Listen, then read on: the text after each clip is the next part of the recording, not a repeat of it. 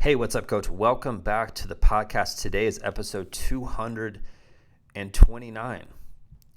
And today's podcast is really, really important. This is going to get you to think a lot about what you are doing throughout the week.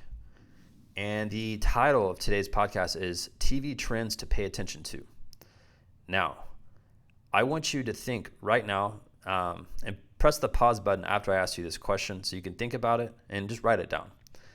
But tell me, when's the last time you watched a TV show where it was live, right?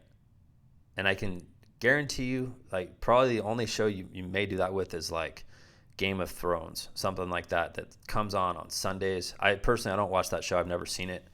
But everyone that I know watches that, and they're glued to that on Sundays. And here's why, though. It's because they have loyal fans, right? A lot of shows out there do not have loyal fans. Like, you could just go watch something on Netflix and just go watch the whole series in one day if you want.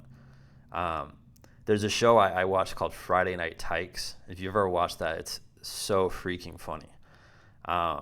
And those kids that are in that show practice at the facility that I train at.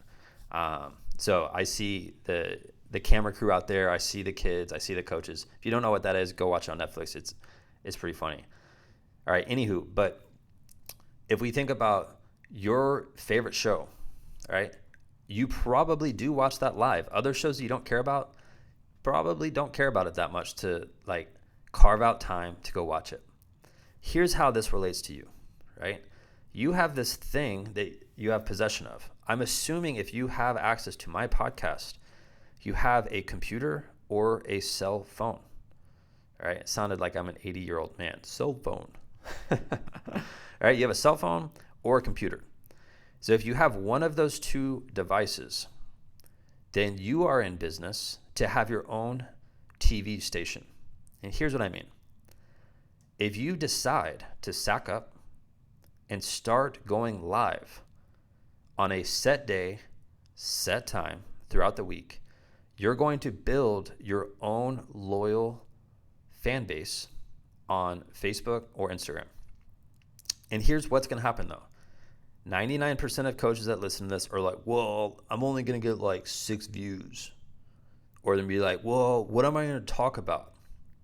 Or, well, no one wants to listen to me. Or, well, I'm balding, so I need to get a hair transplant. Dude, if you have that excuse, have you seen any of my YouTube videos? Like, I'm rapidly losing hair.